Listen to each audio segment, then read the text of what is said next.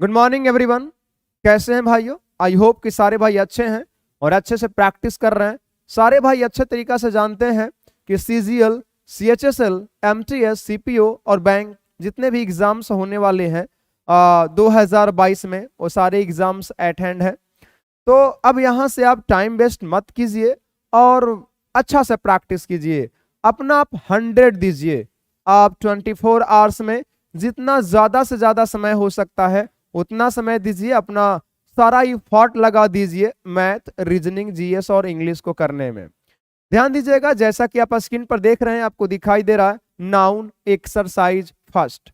बहुत दिन से आप लोग की एक चाहत थी, डिमांड था कि सर आप जो क्लास में प्रैक्टिस करवाते हैं नाउन का, प्रोनाउन का, एडजेक्टिव का, सारे भाई जानते हैं कि अपने क्लासरूम में, अपने इंस्टीट्यूशन में जो भी टॉपिक पढ़ाया जाता है उससे रिलेटेड सैकड़ों क्वेश्चंस करवाए जाते हैं।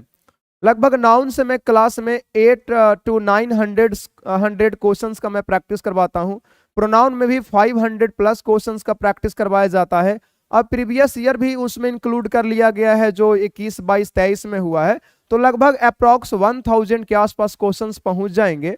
तो आप लोग की चाहत थी कि सर क्लास में बहुत ज्यादा प्रैक्टिस करवाते हैं, तो उस प्रैक्टिस को प्लीज सर आप यूट्यूब पे करवा दीजिए, ताकि हम लोग वो भाई जो आपके पास क्लास नहीं किए हैं या आप लोग आपके क्लास में हम ऑफलाइन नहीं कर सकते हैं, हम लोग दूसरे सिटी से हैं, दूसरे स्टेट से हैं या कहीं दूसरे जगह सर हम इंग्लिश का क्लास किए हैं, हम आपके पास क्लास नहीं किए हैं, पैसा का भाव है, क्लास नहीं कर सकते हैं। तो सारे भाइयों के लिए जो मेरे पास क्लास किए हैं, जो मेरे पास क्लास नहीं किए हैं, जो किसी बुक से अपना लर्न किए हैं, कॉन्सेप्ट को बिल्ड किए हैं, या फिर कोई लोग से केवल सेट प्रैक्टिस किए हैं, प्रीवियस ईयर्स का प्रैक्टिस किए हैं, प्रीवियस ईयर क्वेश्चंस का प्रैक्टिस किए हैं, मैटर नहीं करता है। मैं सारे भाइयों के लिए क्वेश्चंस का प्रैक्टिस करवा दे रहा हूं। मैं शुरुआत कर रहा हूं नाउन से, बहुत इजी चैप्टर है। तो जैसे जैसे हम लोग आगे बढ़ेंगे चैप्टर चेंज होते जाएगा। नाउन से लगभग हम आपको 500 क्वेश्चंस करवा दूंगा। उसके बाद आपको प्रोनाउन का करवाया जाएगा क्वेश्चंस, उसके बाद एडजेक्टिव का करवाया जाएगा, उसके बाद वर्ब का करवाया जाएगा। ऐसे ही सीरीज आपका क्या रहेगा, कंटिन्यू रहेगा। तो मैं शुरुआत कर रहा हूं नाउन से। नाउन में ध्यान दीजिएगा, पहले हम लोग कॉमन एरर करेंगे, उसके बाद इंप्रूवमेंट किया जाएगा, उसके बाद फिलिंग द ब्लैंक्स किया जाएगा। ठीक है, तो बारी बारी से किया जाएगा। मैं प्रयास करूंगा कि एक दिन में 3 से 4 वीडियो रिकॉर्ड करके अपलोड कर दिया जाएगा। तो एक सप्ताह में पूरे नाउन का प्रैक्टिस करवा दिया जाएगा, उसके बाद आपको प्रोनाउन का प्रैक्टिस शुरू किया जाएगा। जैसे कि आप बोर्ड पर देख रहे हैं, पहला क्वेश्चन नंबर फर्स्ट से है। तो प्लीज इस वीडियो को सारे भाई के पास शेयर कर दीजिएगा, अपने दोस्तों के पास शेयर कर दीजिएगा, ताकि ज्यादा से ज्यादा लोग को फायदा हो सके, ज्यादा से ज्यादा लोग को कॉन्सेप्ट क्लियर हो सके, ज्यादा से ज्यादा क्वेश्चंस का प्रैक्टिस कर पाए। जितना ज्यादा क्वेश्चंस का प्रैक्टिस कीजिएगा उतना ही ज्यादा आप में परफेक्शन आएगा, उतना ही ज्यादा आप में एक्यूरेसी आएगा, उतना ही ज्यादा आपका कॉन्सेप्ट बेहतर होगा। और अगर कॉन्सेप्ट बेहतर आ गया तो कॉन्फिडेंस आ जाएगा, और किसी भी एग्जाम्स को क्रैक करने के लिए कॉन्फिडेंस बहुत मैटर करता है। तो चलता हूं, मैं शुरू करता हूं आज का सेशन, नाउन का एक्सरसाइज फर्स्ट। ये जितने भी वीडियो रिकॉर्ड किए जाएंगे, एक प्लेलिस्ट बनाया जाएगा नाउन का, और उसी प्लेलिस्ट में नाउन के जितने भी वीडियोज होंगे सारे को अपलोड कर दिया जाएगा। अब बारी बारी से सारे वीडियोज को देख लीजिएगा। मैं प्रयास करूंगा कि वीडियो ज्यादा लॉन्ग ना हो। चलिए, तो आज का देखिए क्वेश्चन नंबर फर्स्ट।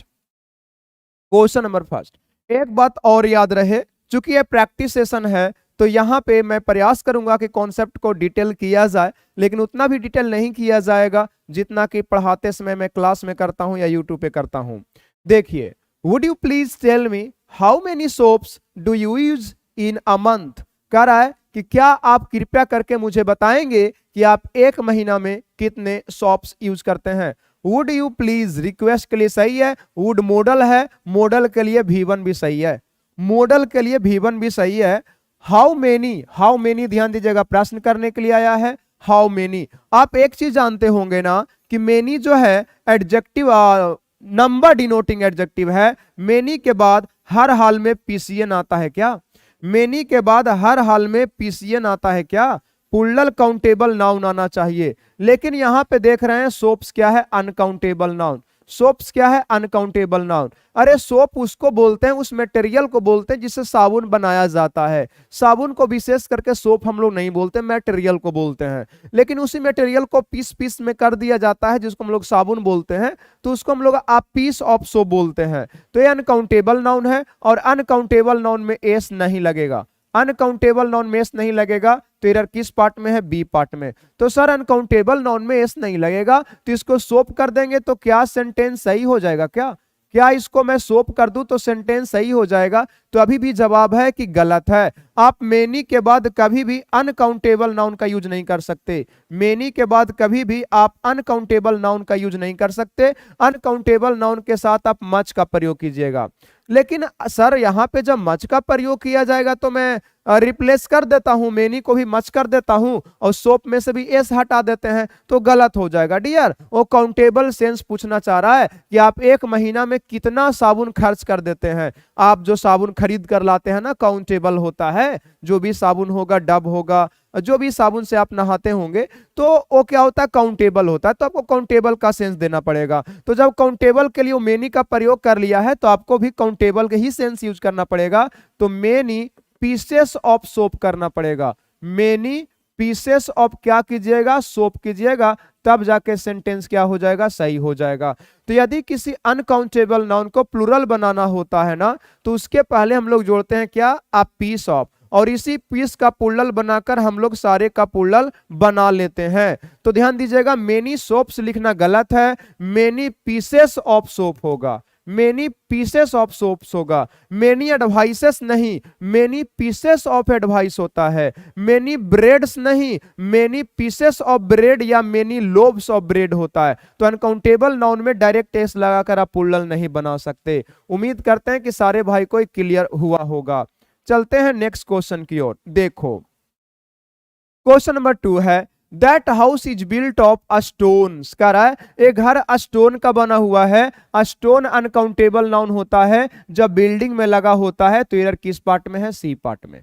क्या स्टोन हमेशा अनकाउंटेबल नाउन है? तो नहीं, स्टोन काउंटेबल नाउन भी है और स्टोन अनकाउंटेबल नाउन भी है। अनकाउंटेबल नाउन भी है और ध्यान दीजिएगा एक काउंटेबल नाउन भी है। काउंटेबल नाउन कब होगा? जब आउटसाइड द बिल्डिंग होगा। आउटसाइड द बिल्डिंग या हाउस, आउटसाइड द बिल्डिंग या क्या होगा? हाउस होगा। जब घर से बाहर, घर में नहीं लगा रहे, घर से बाहर हो तो एक काउंटेबल होगा, और जब एक घर में लगा हो, किसी भवन में लगा हो तो क्या होगा? अनकाउंटेबल होगा। याद रहे इसी प्रकार का एक वर्ड है हमारा ब्रिक। एक वर्ड क्या है हमारा? ब्रिक, BRI, सिक्के। ब्रिक मतलब होता है ईट, स्टोन मतलब होता है पत्थर। ये ध्यान दीजिएगा काउंटेबल है, लेकिन काउंटेबल तब रहेगा जब भवन से बाहर रहेगा। लेकिन जब भवन के दीवारों में लगा रहेगा ना, तो ये ध्यान दीजिएगा अनकाउंटेबल होगा। और जब अनकाउंटेबल होगा तो अनकाउंटेबल नाउन में एस नहीं लगेगा। ध्यान दीजिएगा, जब किसी मटेरियल का प्रयोग कोई चीज को बनाने के लिए किया जाता है तो इसे मटेरियल मान लिया जाता है। और जब इसे मटेरियल मान लिया जाता है तो ये ध्यान दीजिएगा हमेशा हमेशा के लिए सिंगुलर होता है और इसमें एस या ईएस नहीं लगाया जाता। एस या ईएस नहीं लगाया जाता। ठीक है, बहुत सारे राइटर बोल के निकल जाते हैं कि ब्रिक और स्टोन अनकाउंटेबल है, इसमें कभी भी एस नहीं लगेगा। अरे भाई इसमें एस लगेगा। जैसे कि बोलेंगे someone broke my window by throwing many stones at it. किसी ने मेरे खिड़की को बहुत सारे पत्थरों के द्वारा तोड़ दिया। तो मेनी स्टोन्स बिल्कुल सही है, 4 स्टोन्स बिल्कुल सही है, 3 स्टोन्स बिल्कुल सही है, 4 ब्रिक्स बिल्कुल सही है, 3 ब्रिक्स बिल्कुल सही है। लेकिन जब भवन में लगा हुआ रहेगा तो अनकाउंटेबल रहेगा, और अनकाउंटेबल नाउन रहेगा तो इसमें एस नहीं लगेगा। एरर किस पार्ट में था? सी पार्ट में। आगे चलिए क्वेश्चन नंबर 3 में, the sceneries. Scenery uncountable noun है, इसका प्लूरल नहीं बनेगा, इसका प्लूरल नहीं बनेगा, जिसका मतलब होता है प्राकृतिक दृश्य। प्राकृतिक दृश्य याद रहे, वैसा कोई भी वर्ड जिसके अंत में क्या लगा रहा हो? ERY लगा रहेगा तो नाउन, वो नाउन जनरली क्या होगा? अनकाउंटेबल नाउन होगा। क्या होगा? Uncountable noun. इससे बहुत सारा वर्ड लिख सकते हैं। मशीनरी ले सकते हैं, क्या? मशीनरी। इसी से आप ले सकते हैं ज्वेलरी, ज्वेलरी ले सकते हैं। इसी से आप ले सकते हैं स्टेशनरी, स्टेशनरी। तो ऐसे बहुत सारे वर्ड है। स्टेशनरी, ठीक है, स्टेशनरी। ए स्टेशनरी है, ज्वेलरी है, मशीनरी है, सबके अंत में क्या लगा हुआ है, जैसे कि आप देख पा रहे हैं सबके साथ ERY लगा हुआ है, और जिसके साथ ERY लगा रहेगा तो सारे के सारे नाउन अनकाउंटेबल होंगे, और अनकाउंटेबल नाउन के साथ डायरेक्ट रूप से एस या ES या IES लगाना क्या है, गलत होता है। तो ध्यान दीजिएगा, सीनरीज नहीं होगा, सीनरी होगा। क्या सीनरी होगा? क्या गलती किस पार्ट में है? फर्स्ट पार्ट में है। अच्छा, स्टेशनरी एक और वर्ड होता है डियर, स्टेशनरी एक ए वर्ड होता है, ARY, तो यहाँ पे अनकाउंटेबल नाउन नहीं है। ए स्टेशनरी ध्यान दीजिएगा एडजेक्टिव होता है, एडजेक्टिव जिसका मतलब होता है स्थिर। क्या होता है? स्थिर होता है। और वो स्टेशनरी मतलब क्या होता है? लेखन सामग्री, लेखन सामग्री, मटेरियल्स या ध्यान दिए things that are used in writing, जो लिखने में ध्यान दीजिएगा यूज किया जाता है, वो स्टेशनरी है। दुकान पे लिखा हुआ रहेगा स्टेशनरी शॉप, तो ARY नहीं ERY लगा रहेगा। ठीक है, तो यहाँ पे सीनरीज नहीं होगा, क्या होगा? सीनरी होगा। चलते हैं नेक्स्ट क्वेश्चन की ओर। क्वेश्चन नंबर देखिएगा 4। क्वेश्चन नंबर 4 देखिए भाई क्या है। They left their luggages, luggages uncountable noun है, इसमें भी एस नहीं लगेगा। एरर किस पार्ट में है? बी पार्ट में। अगर किसी वर्ड के अंत में एज लगा हो, क्या लगा हो? एज, तो ये भी क्या होता है? अनकाउंटेबल नाउन होता है। ये भी अनकाउंटेबल नाउन होता है। जैसे कि ध्यान दीजिएगा क्या हो गया? लगेज, जैसे कि क्या हो गया? लगेज। ठीक है, जैसे कि क्या हो गया? बगेज, क्या हो गया? बगेज। तो लगेज है, बगेज है, रिकेज है, होमेज है, मैरेज है, ये सारे के सारे अनकाउंटेबल नाउन होते हैं। तो अंत में AGE लगा रहेगा तो अनकाउंटेबल है। और अनकाउंटेबल नाउन जो होता है प्लूरल बनाना, अनकाउंटेबल नाउन का प्लूरल बनाना संभव नहीं होता है। It can't be made plural, इसका प्लूरल बनाया जा सकता है लेकिन पीस जोड़कर डायरेक्ट S/ES नहीं जोड़ते हैं। तो यार इसी पार्ट में है, बी पार्ट में। चलते हैं नेक्स्ट क्वेश्चन की ओर। माई पॉलिटिक्स इज नहीं होगा, क्या होगा? आर होगा। माई पॉलिटिक्स क्या होगा? आर होगा। ध्यान दीजिएगा, अगर कहीं पे आपको केवल मिले पॉलिटिक्स तो ध्यान दीजिएगा इज होगा। अगर कहीं पे आपको देखने को मिले फिजिक्स तो फिजिक्स भी क्या होगा? इज होगा। याद रहे, जिसके अंत में CS लगा रहता है, जिसके अंत में CS लगा रहता है वो स्टडी सब्जेक्ट्स होते हैं, और ये हमेशा हमेशा के लिए सिंगुलर होते हैं, वर्ब सिंगुलर लेते हैं। लेकिन अगर ध्यान दीजिएगा ये प्राइवेट बन जाए, किसी का निजी बन जाए, प्राइवेट मतलब किसी का क्या? निजी, तो किसी का निजी बन जाएगा तो ये प्लूरल हो जाता है। जब ये प्राइवेट बन जाएगा तो क्या बन जाता है? प्लूरल। और प्लूरल बन जाता है तो वर्ब कैसा लेता है? प्लूरल। और प्लूरल वर्ब लेगा तो इज नहीं, क्या होगा? आर। जैसे मैथमेटिक्स आसान होता है, मैथमेटिक्स आर इजी नहीं, इज इजी होगा। लेकिन मेरा मैथ अच्छा है तो माई मैथमेटिक्स आर होगा। फिजिक्स टफ होता है तो फिजिक्स इज होगा, लेकिन the physics of AC Verma क्या होगा? आर होगा। तो जनरल सेंस में सिंगुलर, और किसी का निजी बन जाए तो प्लूरल, वर्ब भी प्लूरल। एरर किस पार्ट में था? फर्स्ट पार्ट में। आते हैं नेक्स्ट क्वेश्चन की ओर, देखिए। It is a big blunder but we had to ignore it, ignore it. कह रहा है कि यह एक बहुत बड़ी मिस्टेक है, लेकिन हम लोग को क्या करना पड़ा था? इग्नोर करना पड़ा था। ब्लंडर का मतलब ही होता है डियर अ बिग मिस्टेक। क्या होता है? Big mistake. इसमें ऑलरेडी जो बिग है ना अंडरस्टूड होता है, और जिसमें बिग का मीनिंग पहले से है उसके साथ बिग का प्रयोग करना क्या होता है? सुपरफ्लुअस होता है। तो या तो बोलिए आप बिग मिस्टेक, नहीं तो डायरेक्ट बोलिए क्या? ब्लंडर। आपने एक एक्सप्रेशन पढ़ा होगा जिसका नाम है सुपरफ्लुअस एक्सप्रेशंस। सुपरफ्लुअस मतलब होता है अनावश्यक, जिसका जरूरत नहीं है उसका प्रयोग कर देते हैं, तो ध्यान दीजिएगा सेंटेंस में कॉमन एरर का केस हो जाता है। आप बहुत बड़ी गलती के लिए 2 अंग्रेजी यूज कीजिएगा, या तो बिग मिस्टेक, नहीं तो सिंगल वर्ड क्या? ब्लंडर। इसका मतलब है कि ब्लंडर बराबर क्या होता है? Big mistake. जब आपने ब्लंडर का यूज किया तो बिग क्या है? सुपरफ्लुअस है। जैसे कि ध्यान दीजिएगा कजन के साथ सिस्टर और ब्रदर क्या है? सुपरफ्लुअस है। सुपरफ्लुअस का एक वीडियो मैं बहुत जल्दी ला रहा हूं जिसमें आपको 70 to 80 सुपरफ्लुअस एक्सप्रेशन को करवाया जाएगा, सुपरफ्लुअस एक्सप्रेशन को। चलिए, तो गलती किस में पार्ट में था? फर्स्ट पार्ट में। आगे, good night, I am glad to see you. कह रहा है कि गुड नाइट, मैं आपसे मिलकर क्या हूं? खुश हूं। तो ध्यान दीजिएगा गुड नाइट का प्रयोग नहीं होगा, गुड इवनिंग करो। Good evening. चलो शाम की टाइम होगा तो आपने गुड इवनिंग का प्रयोग कर लिया, बिल्कुल सही है। तो ध्यान दीजिएगा, मीटिंग के समय गुड नाइट का प्रयोग नहीं होता है। ये मीटिंग है ना, और मीटिंग मतलब क्या होता है, भेंट। और मीटिंग के समय जो हम लोग ग्रीटिंग वर्ड्स यूज करते हैं, मीटिंग के लिए जो ग्रीटिंग वर्ड यूज किया जाता है अभिवादन करने के लिए, ग्रीटिंग वर्ड्स जो हम लोग यूज करते हैं या ग्रीटिंग एक्सप्रेशंस यूज करते हैं, ग्रीटिंग्स एक्सप्रेशंस, वो हमारा क्या होता है, वो हमारा या तो गुड मॉर्निंग होता है, या तो गुड मॉर्निंग आप यूज कीजिए, गुड मॉर्निंग, या तो फिर आप यूज कीजिए गुड इवनिंग, गुड इवनिंग, या तो फिर आप यूज कीजिए, ध्यान दीजिएगा, हाय, या तो यूज कीजिए हेलो। हाय या हेलो इनफॉर्मल होता है, दोस्तों के साथ यूज कर सकते हैं, लेकिन फॉर्मल क्या होता है, good morning, good evening, good morning हो गया, गुड इवनिंग हो गया, गुड आफ्टरनून हो गया। तो बताइएगा किसी आदमी को आप कब बोलते हैं sentence I am glad to see you, बताओगे जाते समय कि मिलते समय? ये क्या है, मिलते समय। इसका मतलब है कि डिपार्चर हो रहा है कि भेंट, तो आप बोलिएगा भेंट। तो भेंट के समय तो गुड नाइट थोड़े ना बोलेंगे, गुड इवनिंग बोलेंगे। गुड नाइट का प्रयोग क्या होता है, गुड नाइट का प्रयोग बाबू रात के लिए नहीं होता। आप जानते हैं कि गुड नाइट का प्रयोग रात के लिए होता है, आप गलत जानते हो। गुड नाइट का प्रयोग ध्यान दीजिएगा डिपार्चर के लिए होता है, डिपार्चर के लिए। डिपार्चर बोले तो क्या, सेपरेशन, बोले तो अलगाव, बोले तो जुदाई, बोले तो क्या, विदाई। तो गुड नाइट, जैसे कि मान लीजिए अभी मैं आपको पढ़ा रहा हूं, अभी शाम का, अभी ध्यान दीजिएगा रात हो चुका है, अभी का 9 बज रहा है रात, अभी रात 9 बज रहा है, जैसे कि मान लीजिए ऐसा कुछ टाइम है, मान लीजिए कि मैं मान लेता हूं कि अभी रात्रि का 9 बज रहा है, ठीक है।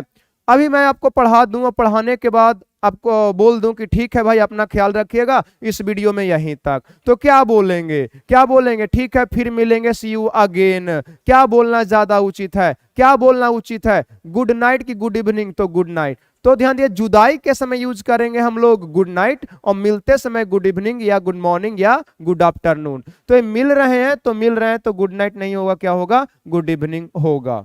ठीक है, आप ध्यान दीजिएगा, स्क्रीनशॉट ले लीजिएगा। चलते हैं नेक्स्ट क्वेश्चन की ओर। देखिए अगला क्वेश्चन क्या है, children are playing and making mischiefs. Mischief भी अनकाउंटेबल नाउन है, याद रखिएगा, जिसका मतलब होता है शैतानी। और जब ये अनकाउंटेबल नाउन है तो इसमें भी एस क्या होगा, नहीं लगेगा।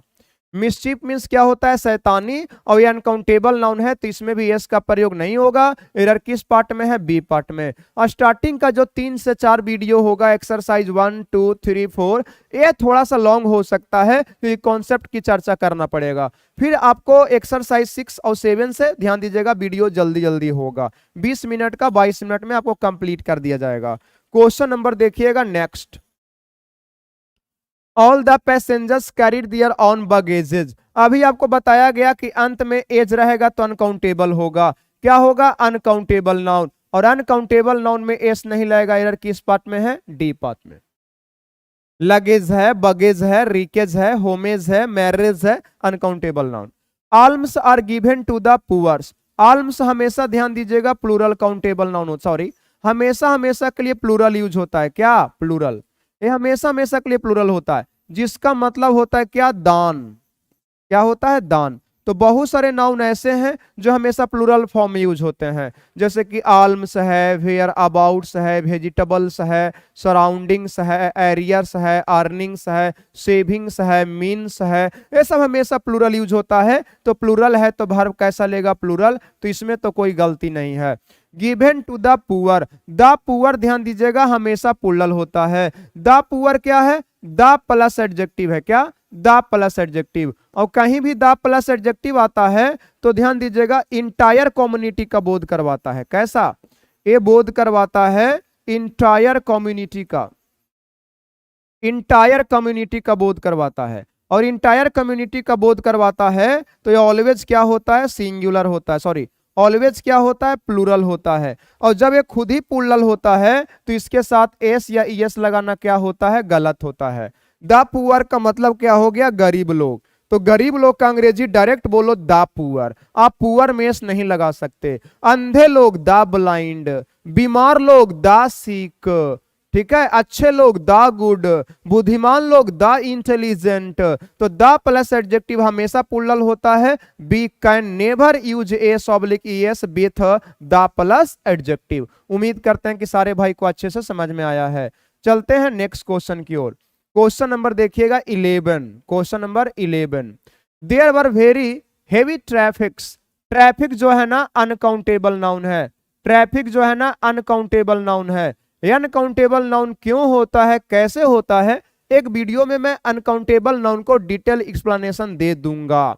ट्रैफिक में वो चीज आ जाती है जो रोड पे चलता है, तो ट्रैफिक होता है। ट्रैफिक अनकाउंटेबल नाउन होता है। ट्रैफिक अनकाउंटेबल नाउन होता है और अनकाउंटेबल नाउन में एस नहीं लगता है। तो एरर किस पार्ट में है, सी पार्ट में। अच्छा हाँ, जब ये नाउन का चर्चा किया तो ये जो वर्ब है ना सब्जेक्ट के अनुसार लगेगा। ये तो एडवर्ब है, एडवर्ब है। और ये जो क्वेश्चन है इन्वर्जन का क्वेश्चन है। किसका, ये इन्वर्जन का कॉन्सेप्ट है। इन्वर्जन में ध्यान दीजिएगा सब्जेक्ट वर्ब के बाद होता है। इन्वर्जन है तो ध्यान दीजिएगा इसका सब्जेक्ट कौन है, ट्रैफिक्स है। ये आपका क्या हो गया, सब्जेक्ट। और अनकाउंटेबल है। अनकाउंटेबल नाउन हमेशा क्या होता है, सिंगुलर। ये क्या होता है, सिंगुलर, ऑलवेज सिंगुलर होता है। और जब ये ऑलवेज सिंगुलर होता है तो वर्ब भी लेगा सिंगुलर, तो वर नहीं क्या होगा, वाज। तो आप बोलिएगा सर एरर तो दो दो पार्ट में है। हाँ छोटू, एरर दो दो पार्ट में है, वर नहीं वाज होगा और ट्रैफिक में एस नहीं लगेगा। तो आप बोलिएगा सर एग्जाम में हम किसे सही मानेंगे, तो एग्जाम में आपको सही माना जाएगा कौन, कैट। आप ट्रैफिक में एस को हटा दोगे तो ये अपने आप सुधर जाएगा। तो एक गलती इसके कारण है, इसीलिए दोषी कौन है, कैट। ठीक है, जब कभी इस प्रकार का क्वेश्चन आए तो नाउन वाले को गलती मानना। ऐसे ध्यान दीजिएगा एरर दो दो है, वर नहीं वाज होगा और ट्रैफिक में एस नहीं लगेगा, लेकिन उसे सुधार दो, ये अपने आप सुधर जाएगा। नेक्स्ट क्वेश्चन, क्वेश्चन नंबर देखिएगा 12। क्वेश्चन नंबर 12, शोभा गेव मी सम एडवाइसेस। बाबू एडवाइस भी अनकाउंटेबल नाउन होता है और अनकाउंटेबल नाउन के हम लोग साथ एस नहीं लगाते। कहने का मतलब इस स्लाइड में अनकाउंटेबल नाउन से ही क्वेश्चन ज्यादा लिए गए हैं। अच्छा, पेपर में इसके साथ एक और ज्यादा पूछता है, इंफॉर्मेशन, इसी के जैसा है इंफॉर्मेशन। इंफॉर्मेशन भी अनकाउंटेबल नाउन है और एडवाइस भी अनकाउंटेबल नाउन है, दोनों में एस नहीं लगेगा। सर तो सम के बाद प्लूरल नाउन आना चाहिए, गलत बात बाबू। सम के साथ अनकाउंटेबल नाउन भी सही है और सम के साथ प्लूरल काउंटेबल नाउन भी सही है। सम वाटर भी सही है और सम स्टूडेंट्स भी सही है। सम नॉलेज भी सही है और सम गर्ल्स भी सही है। बस यहाँ पे गलती ये है कि एडवाइस अनकाउंटेबल नाउन है, इसके साथ ध्यान दीजिएगा हम लोग एस का प्रयोग नहीं करेंगे। उम्मीद करते हैं कि सारे भाई को अच्छे से वीडियो समझ में आ रहा होगा। बस सारे एक्सरसाइज को देख लीजिएगा, आपको कहीं भी दूसरे टीचर के पास जाने की जरूरत नहीं है, सब मैं फ्री में अवेलेबल करवाऊंगा। जितने भी कंटेंट्स मेरे पास हैं सबको हम यूट्यूब में फ्री पर पढ़ा दूंगा, सबको यूट्यूब पर फ्री में मेरे द्वारा पढ़ा दिया जाएगा। बस आप कंटिन्यू मुझे फॉलो कीजिए। चलिए आगे, क्वेश्चन नंबर देखिएगा 9, he has been suffering from measle. बाबू मीजल बीमारी का नाम नहीं है, बीमारी का नाम क्या है, मीजल्स। तो जब बीमारी का नाम मीजल्स है तो आप एस कैसे छोड़ दिए, एरर किस पार्ट में है, सी पार्ट में। जैसे बीमारी का नाम ध्यान दीजिएगा डायबिटी नहीं है, बीमारी का नाम डायबिटीज है। बीमारी का नाम ध्यान दीजिएगा रिकेट नहीं है, बल्कि बीमारी का नाम क्या है, रिकेट्स है। एक कई बार बैंक पीओ और एसएससी में गलती कर चुका है। बीमारी का नाम मम्प नहीं है, बीमारी का नाम क्या है, मम्स है। तो बहुत सारे ऐसे बीमारी के नाम हैं जिसके साथ एस का प्रयोग किया जाता है। अगर आप एस का प्रयोग नहीं कीजिएगा तो कॉमन एरर हो जाएगा। तो बीमारी का नाम मीजल नहीं, मीजल्स, डायबिटी नहीं, डायबिटीज, और रिकेट नहीं, रिकेट्स, और मम्प नहीं, मम्स। ये बीमारी का नाम है डियर, ध्यान दीजिएगा, ये हमेशा सिंगुलर रहेगा। ये ऑलवेज क्या रहेगा, सिंगुलर। और ये ऑलवेज सिंगुलर रहेगा तो ध्यान दीजिएगा इसके साथ हम लोग वर्ब क्या यूज करेंगे, सिंगुलर वर्ब यूज करेंगे। क्या, तो एरर किस पार्ट में है, सी पार्ट में। एरर किस पार्ट में है, सी पार्ट में। आइए नेक्स्ट क्वेश्चन को देखिए। क्वेश्चन नंबर देखिए 10। Question number 10, we'll take vegetables and fruit. Vegetable नहीं, वेजिटेबल। क्या, vegetable. We'll take vegetable and fruit. ध्यान दीजिएगा वेजिटेबल हमेशा प्लूरल फॉर्म में यूज होता है भाई, इसीलिए इसमें क्या लगाना पड़ेगा, एस। एरर किस पार्ट में है, बी पार्ट में। एरर किस पार्ट में है, ध्यान दीजिएगा, एरर बी पार्ट में है, क्या लगाना पड़ेगा, एस लगाना पड़ेगा। याद रहे फल का अंग्रेजी फ्रूट होता है, इसमें आप एस नहीं लगा सकते, ये फल होता है, इसमें एस लगा दीजिएगा तो गलत हो जाएगा। लेकिन एक बात याद रखना, सब्जी का जो अंग्रेजी होता है अगर आप वेजिटेबल यूज करते हैं तो ये गलत है, जिसका मतलब भाई लोग समझते हैं सब्जी, जैसे भी होगा सही दीर्घई देख लेना, ठीक है। तो यहाँ पे वेजिटेबल में क्या लगता है, एस। तो वेजिटेबल नहीं वेजिटेबल्स होगा, और फ्रूट्स नहीं क्या होगा, फ्रूट होगा। हाँ एक सेंस में फ्रूट सही होता है, जब क्या होता है फल का प्रकार, तो फ्रूट्स मीन्स क्या होता है, फल के प्रकार। तो फल के प्रकार के सेंस में आप फ्रूट्स यूज कर सकते हैं। और इसी का दूसरा मीनिंग होता है परिणाम। क्या होता है, परिणाम, बोले तो क्या, रिजल्ट। तो रिजल्ट के सेंस में आप इसका प्रयोग कर सकते हैं। तो यहाँ पे सब्जी का जो अंग्रेजी है ना, वो वेजिटेबल नहीं क्या होगा, वेजिटेबल्स होगा। आगे देखिएगा question number 15, my cousin brother. मैं तो अभी आपको बताया कि कजन के साथ ब्रदर क्या है, सुपरफ्लुअस है। एरर किस पार्ट में है, ए पार्ट में।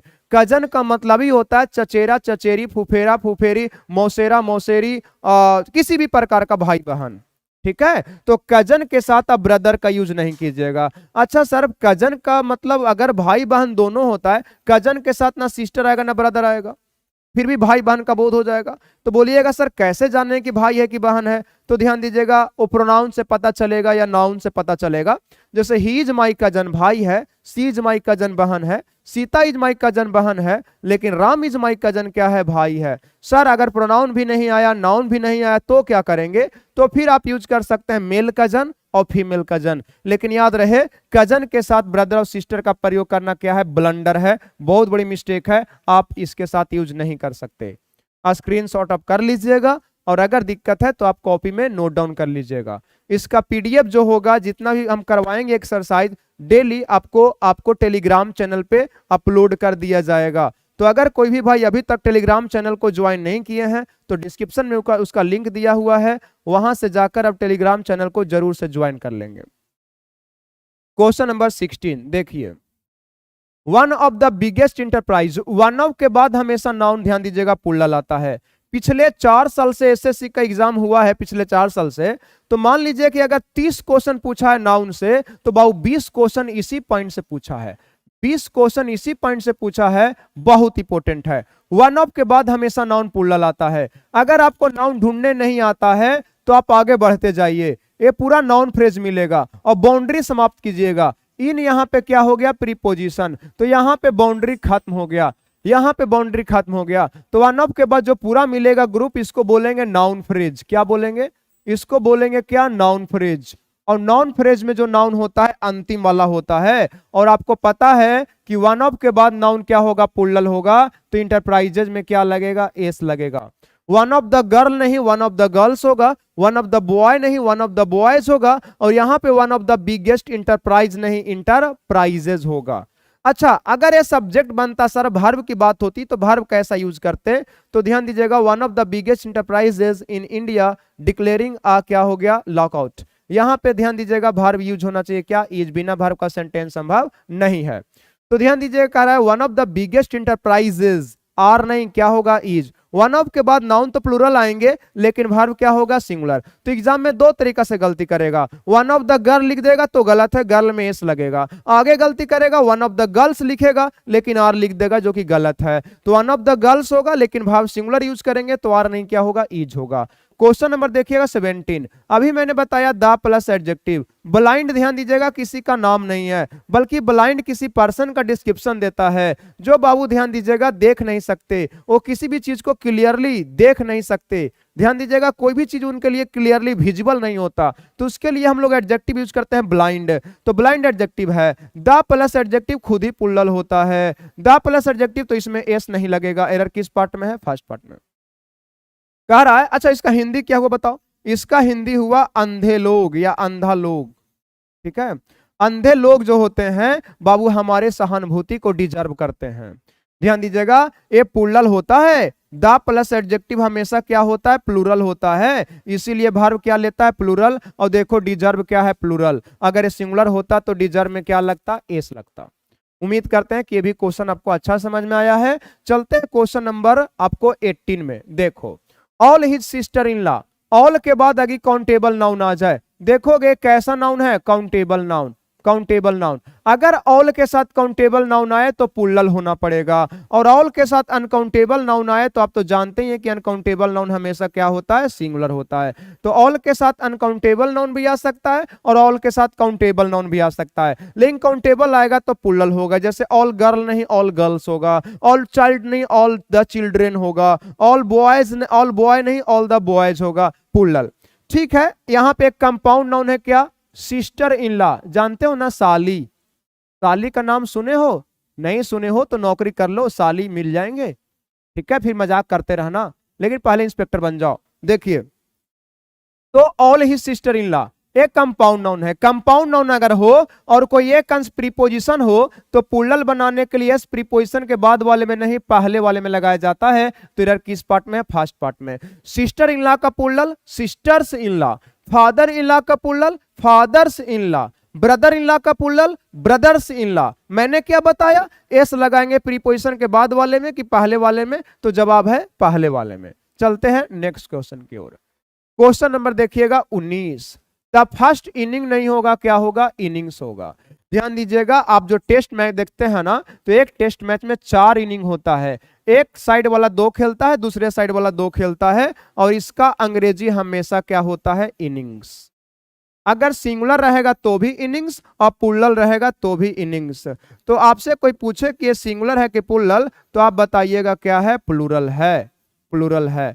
जैसे फर्स्ट इनिंग सिंगुलर है लेकिन बोथ इनिंग्स क्या है, प्लूरल है। इसमें कभी भी एस या यस नहीं लगता है, लेकिन हाँ इसके साथ हमेशा क्या रहेगा, एस। यहाँ पे क्या है, सिंगुलर है, क्योंकि देखिए ना पहला इनिंग्स का बात किया है, इसीलिए वर्ब क्या लगाया है, सिंगुलर लगाया है।